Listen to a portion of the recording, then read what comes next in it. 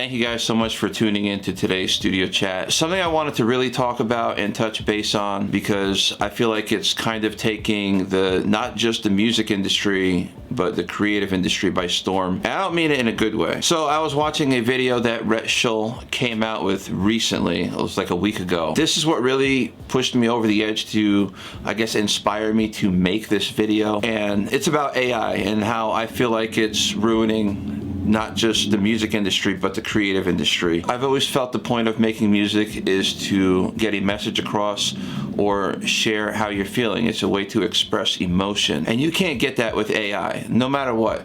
Like when I wrote Far Too Young, I wanted you guys to know how I felt about my friend Dan's passing. AI could not show you that. It could not show you that raw emotion in my music video where you could see me pouring my heart out because I lost my best friend and my former bandmate. Now, if you guys are not sure, be sure to follow Rhett Shull. I've been watching his videos for a while now, and he's one of the reasons I started my own YouTube channel where I could write and record music. I could share gear reviews, tips, a whole bunch of other stuff. There's somebody that created a fake account, pretty much copied Rhett Shull, and I feel like he's not the only one that's been going through this. And the appeals he appealed it, lost the appeal because YouTube is who YouTube is. So somebody copied his channel, not only his channel, but even the amps in the background. If you watch Rhett Shull's videos, he's got an orange amplifier. If you watch this guy's videos, it's literally the same thing. He's wearing I guess he was wearing like a jean jacket. I could only imagine making videos for as long as Rhett has been making videos for and having somebody just steal your work. I can't even imagine how devastating that would be. And the fact that YouTube did nothing about it just really hit me hard, because I'm all about being creative. I'm all about everybody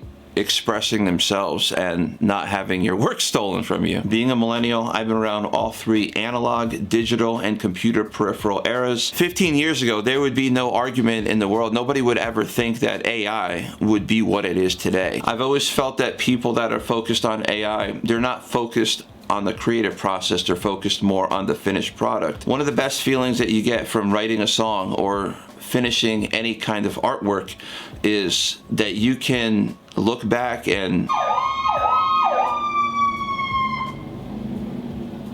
as I was saying, for example, a lot of people that think that they can't sing, instead of putting the time and effort to work on their vocal techniques, are leaning on AI vocals to complete whatever they're working on. Listen, I'm not the best singer in the world, but I've worked on my vocals for a few years now. I mean, if you listen to my vocals maybe a year or two ago and listen to my vocals now, it's just a huge change. But that's from practicing, constantly practicing every single day. I could have easily just gone the AI route and paid some kind of subscription and had AI do my voice, but then you won't be able to capture the raw emotion that I'm showing in the songs that I'm writing and recording. Not to mention, all these streaming services now are just flooded with AI content that I believe is ultimately stealing royalties from actual artists and musicians that are actually practicing their technique, whether it's vocals or guitars or drums or anything. Sequencing drums, that is a little bit different. I don't consider that to be similar to AI, because you have to actually create those drum patterns from nothing. Take me for example, I do get behind the TD-17, I hook up Superior Drummer to the TD-17, but sometimes super late at night, I'm thinking of a drum pattern, there's a fill that I want to do, I'm not going to get behind the kid, it's like 3 o'clock in the morning. But most of the time, I like to do things on my own. I like the creative process. I enjoy the creative process. If it was just about the final product, I don't think making music would be as fun as it is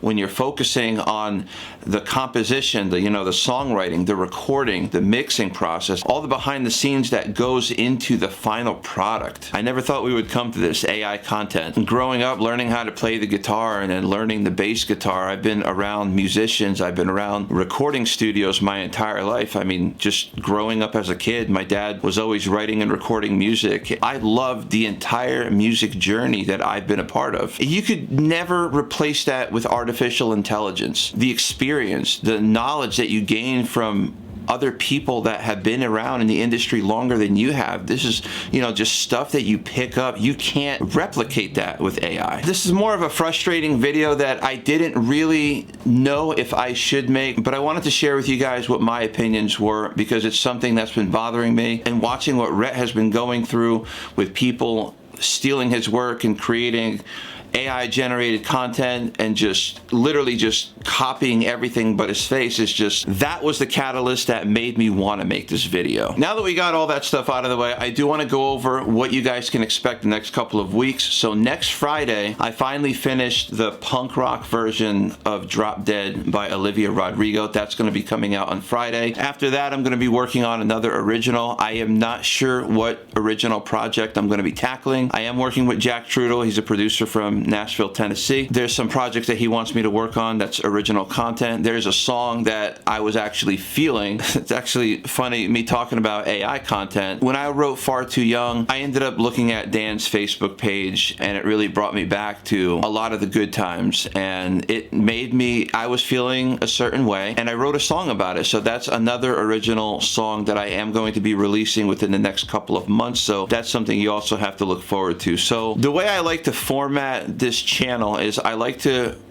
do a music video where it's either a cover. I like to do a cover and then an original and then a cover and then an original, and in between I like to do these like studio vlogs or studio chats with you guys, so I can talk about maybe gear reviews or talk about what's going on in the industry, how I'm feeling about certain things in the industry, songwriting tips, guitar and bass tips. That's kind of the vision that I have for this channel. So I hope I cover a lot of stuff about AI content. I hope I got my message across, how I'm feeling. Rhett Schill, if you're watching this video, definitely comment that you watched this video, because your opinion means a lot to me, man. You're the reason why I started making videos a couple weeks, months ago. Thank you for inspiring me to do that. And to everyone else, be sure to smash the like button, subscribe, turn on the notification bell so you don't miss out on any of my future videos. Don't forget to check out Far Too Young. I'm going to have the DistroKid link in the description, so if you have Amazon Music or Spotify or Apple Music or Pandora, any of the streaming platforms for music, you could definitely download Far Too Young whenever you can. There was a song about how losing Dan affected me even a couple years after the fact, what my emotions were